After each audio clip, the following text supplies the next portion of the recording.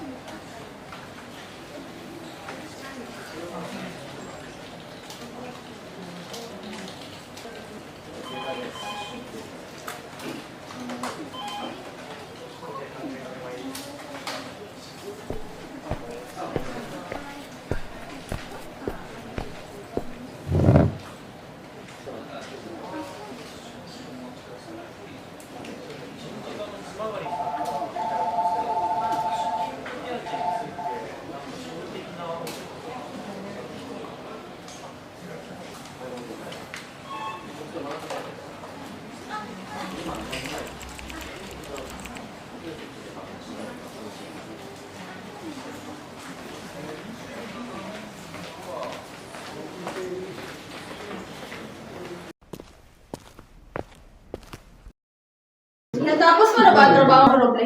May mahalaga lang akong gagawin sa bahay kaya maaga ako tinapos ang aking gawa. Mahalagang bagay? Ano naman to? Nauna na po ako, pasensya na po.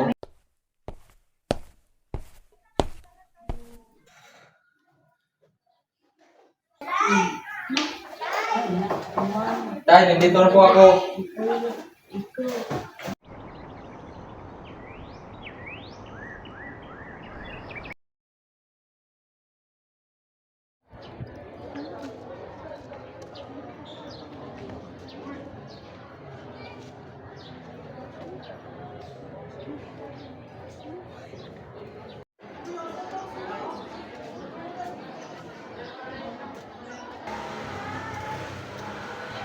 Good morning! Ikaw ba si Roble?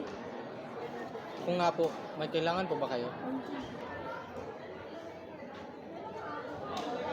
Hala! Tingnan nyo! Di ba si Roble yun? Oo nga! Si Roble nga. Ay. Gusto ko lang sana sabihin sa iyo na may posisyon akong babagay sa iyo sa kumpanya ko. Balita ko kasi ay hindi masyadong maganda ang trato sa iyo ng mga kasamahan mo sa trabaho at maging ang amo mo ay mahigpit. Subukan mo sa amin at makikita mong hindi ka magiging iba. Sorry, Mrs. Smith, but I still have a contract under the company I'm working right now. Nagtatrabaho naman po ako ng maayos at hindi naman nagrereklamo sa mga sweldong binibigay sa akin. Kontento po ako sa ngayon pero salamat pa rin po sa offer niyo. Mauna na po ako.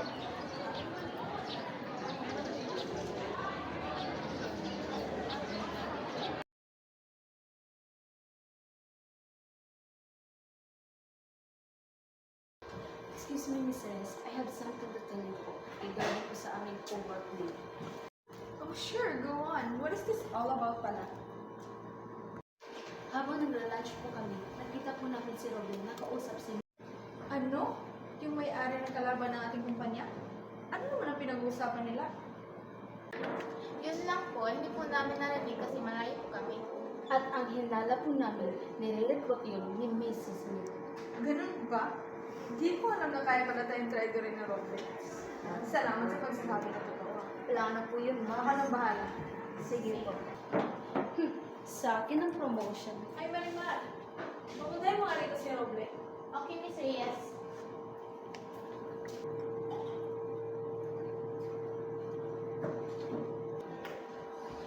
Totoo ba kinakausap ka ni Miss Smith? Opo, ma'am. At ano naman pinag-uusapan niyo? Nag-offer po siya sa akin ng posisyon sa kumpanya nila. At tinanggap mo naman. Hindi ko po tinanggap, ma'am. Kasi meron pa po akong kontrata sa kumpanya niya. You're fired! Huwag naman po pong ganyan, ma'am. Kailangan ko po ng trabaho kasi masakit yung tatay ko.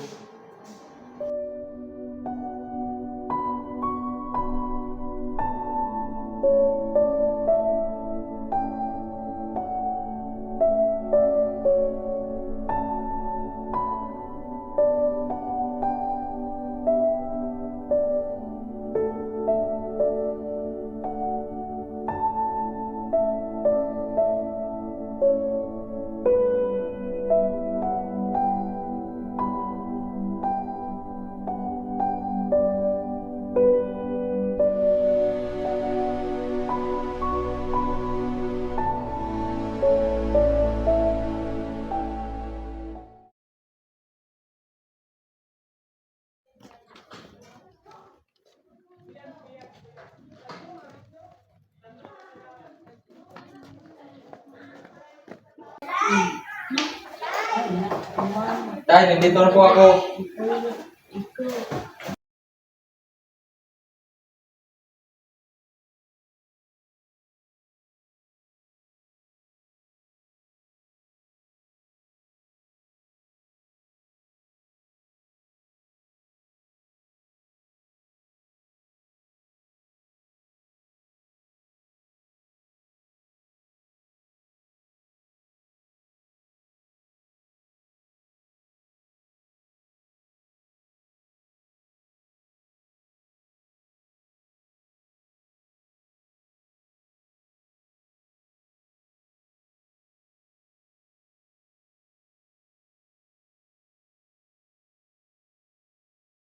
The both of you are fired. Ano? Ma'am, wag po. Kailangan po namin ang trabaho, ma'am. Oo, ma'am. TikTok. Okay.